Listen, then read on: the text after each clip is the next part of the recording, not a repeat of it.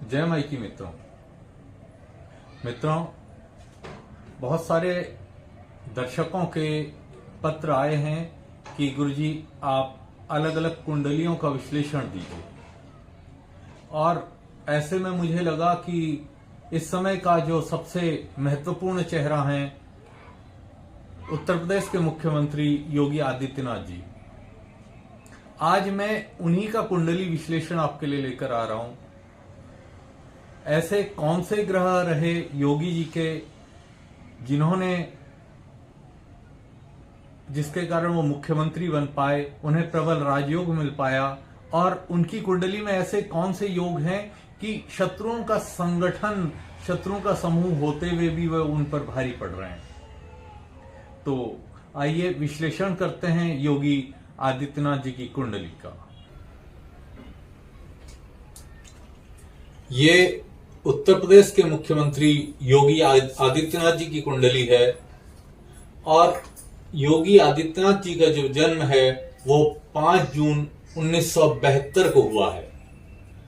प्रातः 10:54 पर इनका जन्म हुआ है पौड़ी गढ़वाल में। और इसके अनुसार सिंह लग्न की कुंडली बनती है। लग्न का स्वामी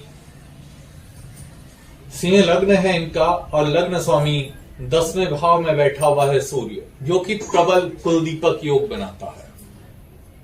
और उससे भी बड़ी बात यह है कि ये बुध के साथ बैठकर बुधादित्य योग बनाता है। यहां पर 2 प्रमुख योग इनके बन जाते हैं। और जब सूर्य यहां पर बैठकर कुलदीपक योग बनाता है तो जातक के जीवन में कितना ही संघर्ष क्यों ना हो, लेकिन वो संघर्षों को चीरता हुआ अपने कुल के लिए कल्याणकारी होता है, कुल का नाम रोशन करने वाला होता है, और माता पिता का नाम रोशन करने वाला होता है। अगर आप लग्न त्रिकोण के हिसाब से देखते हैं तो योगी जी के 5वें भाव में धनु का गुरु बैठा हुआ है। स्वराशिस्थ गुरु है, जो कि इनको ज्ञानवान बनाता है। और गुरु ये भी शो करता है कि इनका प्रारब्ध कुछ ऐसा रहा कि इन्हें संन्यास लेना पड़ा, इन्हें योग मार्ग पर आगे बढ़ना पड़ा। और जो शनि जी की 8वीं दृष्टि गुरु पर पड़ती है तो ये संन्यास की तरफ प्रेरित करती है।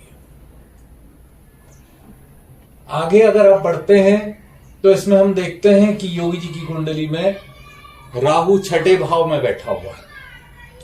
जब राहु 6ठा भाव में बैठता है तो ये शत्रुहंता योग बनाता है। आप देख रहे होंगे कि वर्तमान राजनीतिक परिप्रेक्ष्य में इनके एक से एक शत्रु हैं। आस्तीन के सांप भी इनके साथ खड़े हो गए, लेकिन इनका बिगाड़ कुछ नहीं पाए हैं। क्यों? क्योंकि राहु यहां पर अकेला पर्याप्त है समस्त शत्रुओं का नाश करने के लिए। दूसरी बात, उसके बाद शनि जी की दृष्टि भी राहु पर पड़ जाती है, यानी 9वीं दृष्टि शनि जी की पड़ती है। तो इसके कारण कोई शत्रु कितना ही तिकड़म लगाएगा तो राहु और शनि अपने प्रबल तिकड़म के कारण उसकी उस तिकड़म विद्या को काट देते हैं। आगे बढ़ते हैं। भाग्य स्थान का जो स्वामी है वो आय स्थान में बैठा हुआ है शुक्र के साथ, तो ये इन्हें प्रबल ऐश्वर्यशाली बनाता है। अगर ये योगी भी रहे तो भी इन्हें प्रबल ऐश्वर्य मिल रहा है, प्रबल धन संपत्ति इन्हें मिल रही है। लेकिन जब यहां पर मंगल बैठ जाता है, यानी सूर्य के 2य भाव में मंगल बैठता है, जो कि वेशी योग का निर्माण कर रहा है शुक्र मंगल के कारण। जब यहां पर मंगल बैठता है तो जो जातक होता है वो किसी भी प्रकार के पीछे नहीं रहता। अगर साम राम दंड भेद में वो माहिर हो जाता है। तो ये जो योगी जी की कुंडली है इसलिए बड़ी महत्वपूर्ण होती है। अगली बात यह है, केतु इनका 12वें भाव में बैठा हुआ है जो कि मोक्ष कारक ग्रह है। इन्हें समाज में रहते हुए भी समाज के प्रति किसी प्रकार की आसक्ति से ये दूर रखता है। तो ये मैंने योगी जी की कुंडली का मोटा मोटा विश्लेषण आपको दिया और इसी के कारण ये कहा जा सकता है कि योगी जी की जो कुंडली है अपने आप में बहुत अच्छी कुंडली है और राजनीति के हिसाब से एक सक्षम कुंडली इसको कहना चाहिए।